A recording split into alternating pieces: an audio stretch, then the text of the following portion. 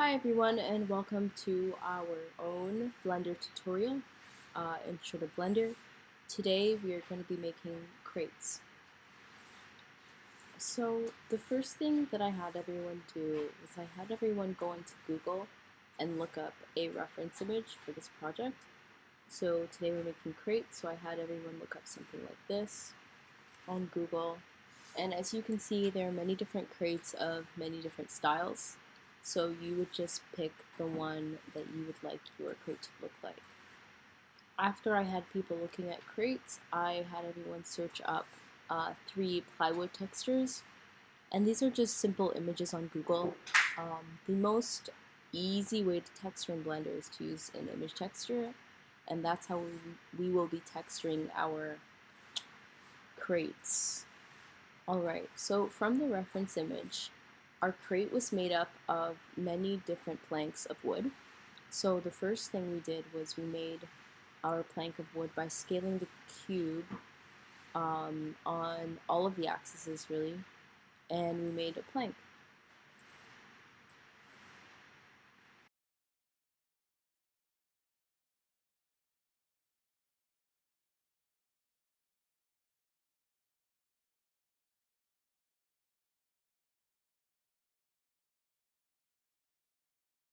Okay, so anytime you're working in Blender, when working with a second object, it's always easier to work with it when our other objects are hidden. So I hid the wood object by going into the inspector and clicking the wood object and then the eyeball to hide it.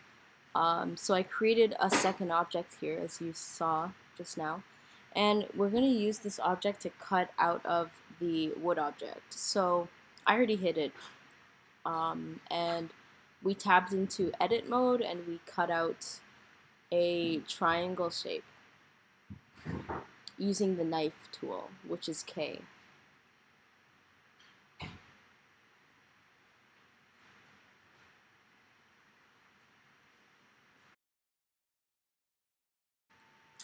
Okay, so we looked back at our reference image just to see where we were at. We want to delete these two faces, so click on that, then click X, then delete face, and then do the same thing to the other side. And you should have that shape.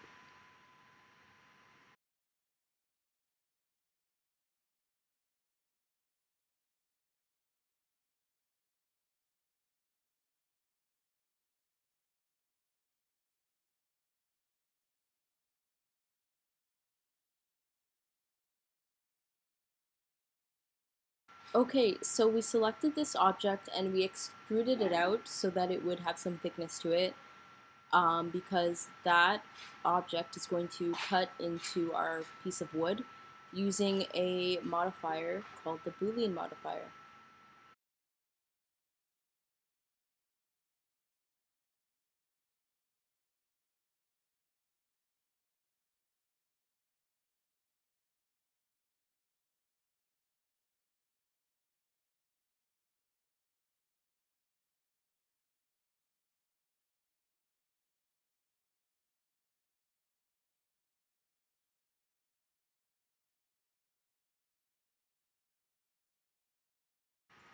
So over here we made our object visible again, and we looked at it in all different perspectives. We scaled it down, moved it up using the G key,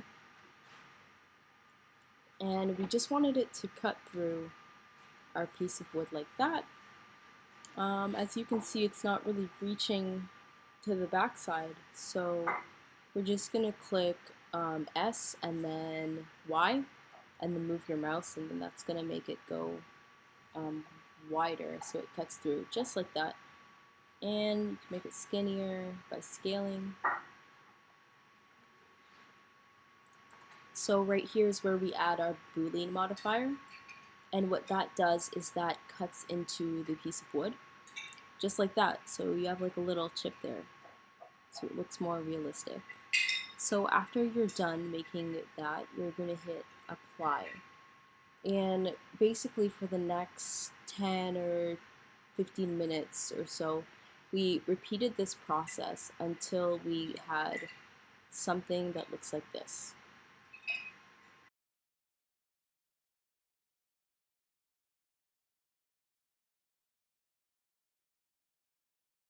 So here we have a lot more cuts that we added, and we would just have to scale them down, move them to the side, and repeat the process to the bottom side of the wood to make our plank.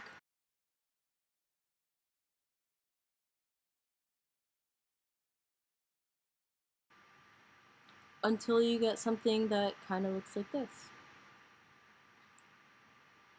Scale it to make a little bit skinnier if that's what you want. So we're just like scaling them to make them thinner.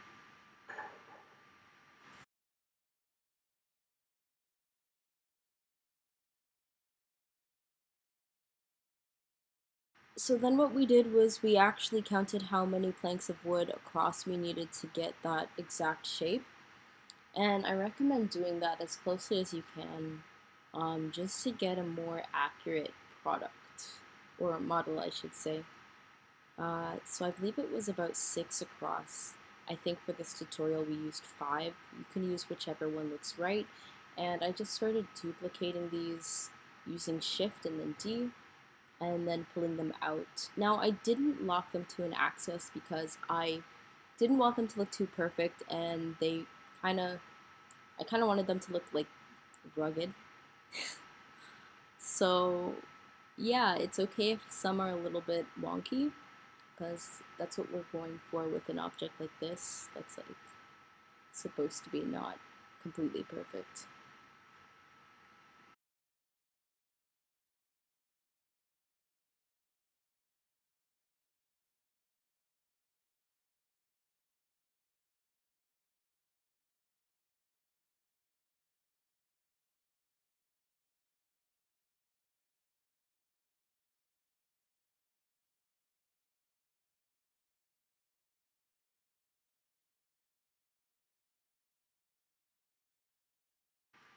So over here we're just continuing to edit and sort of orient our planks.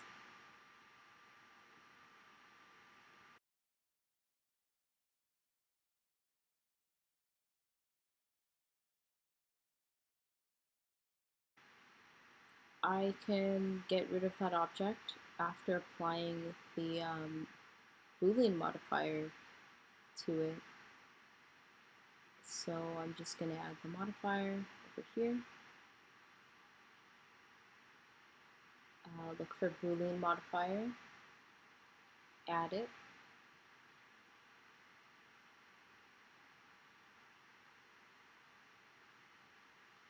and then delete it because I don't need it anymore.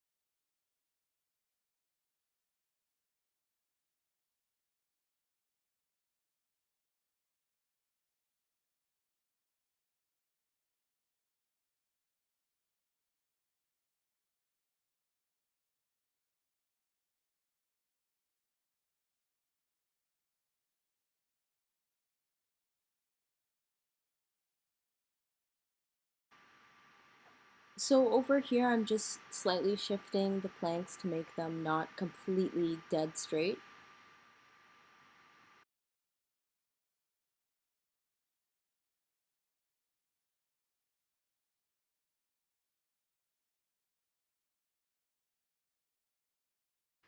Over here I'm just tweaking them a little bit and bringing them close together. Not all the same space, or else that will look like too perfect and weird.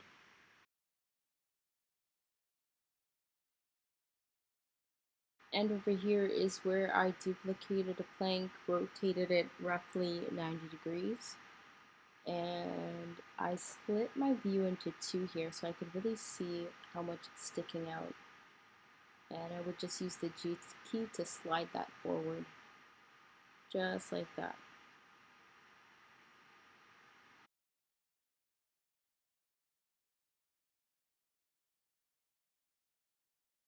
Yeah, so from there I duplicated it and then just moved it down. I'm gonna do the same with the ones on the sides too, and then move them forward. Yeah, you'd want to be careful with those edges and make sure they overlap, sort of, because you don't want any weird things going on. So Y, and then, yeah.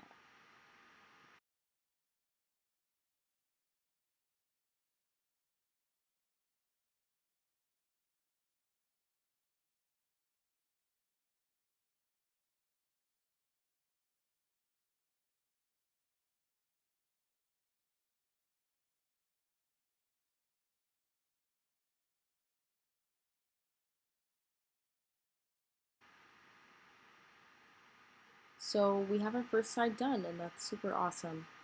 So I believe the next thing I did was I selected each one of these planks, and yep, and joined them into one object. And then I duplicated that object to make the other sides. Oh, I think I forgot one. Yeah. So Control J is the key that joins them all together, like that.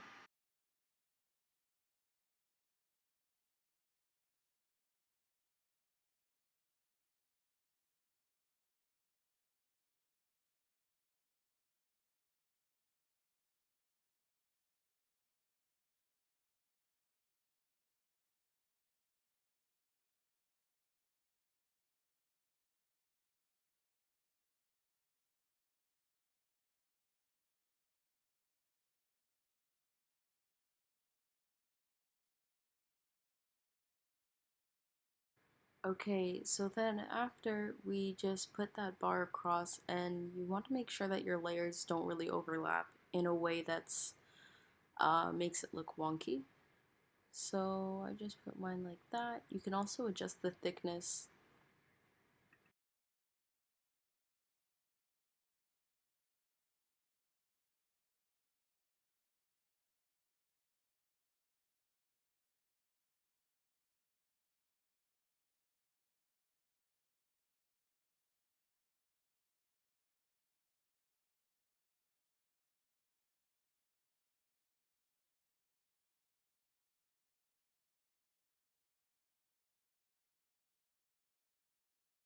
So the next thing I did was I duplicated the sides and started making the box. And this is the most easy and fun part.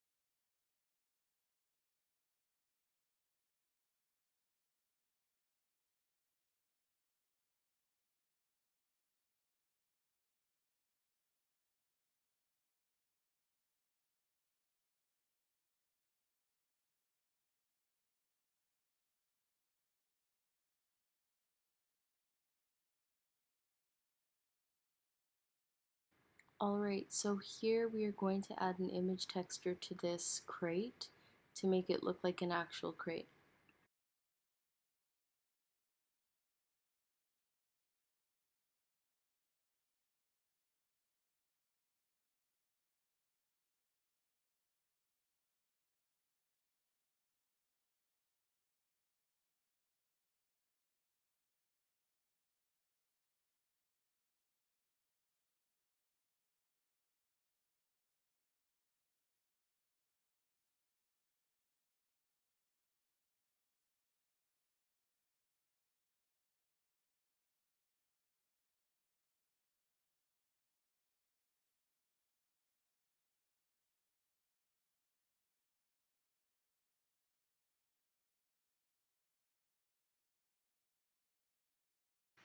So over here I changed the base color and that instantly gave us a color for the crate, but it didn't really give us the look that we wanted, and that's why we're using the image texture.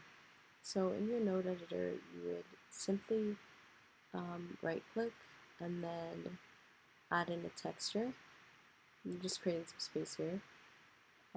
Yeah, so right click, add a texture, and then an image texture. And you would essentially move your texture to where you could reach it easily, right? Mine was on my desktop. And also connect the color to the base color so that you can see it through. And your object should turn black because there's nothing in there right now. So I was able to find mine easily on my desktop. So I selected my wood texture and there it is. Now this one was kind of grainy, which is why I suggested in the beginning to maybe find 2 or 3 or more wood textures to add there. And yeah.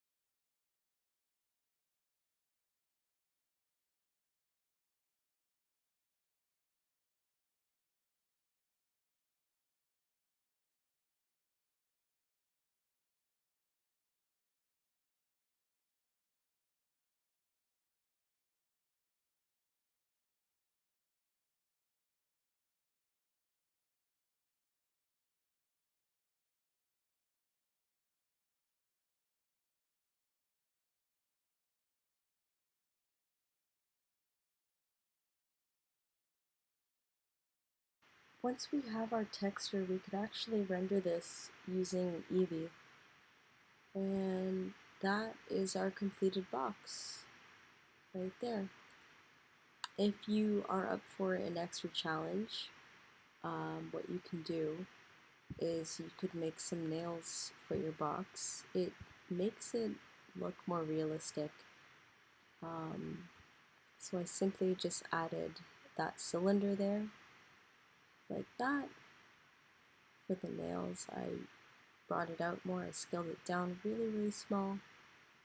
And I also scaled it on the y-axis, made it really flat, and I put it right in the corner right there. Again, you'd want to make sure that you're rotating your views so that it doesn't look wonky or it actually like goes where it's supposed to go. And just quickly, I made the color a gray color, like a nail. Or I suppose you could make yours a rusty color if you wanted as well.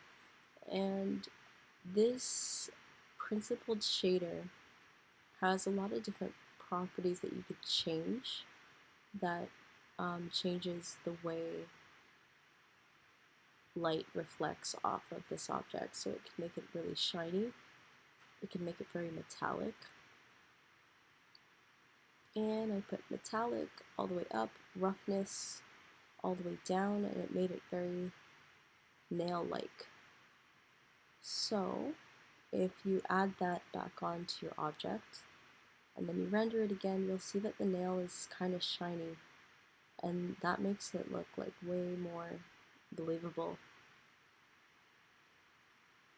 And yeah, so if you want to, you can take these little nails and you could duplicate them and put them on your box.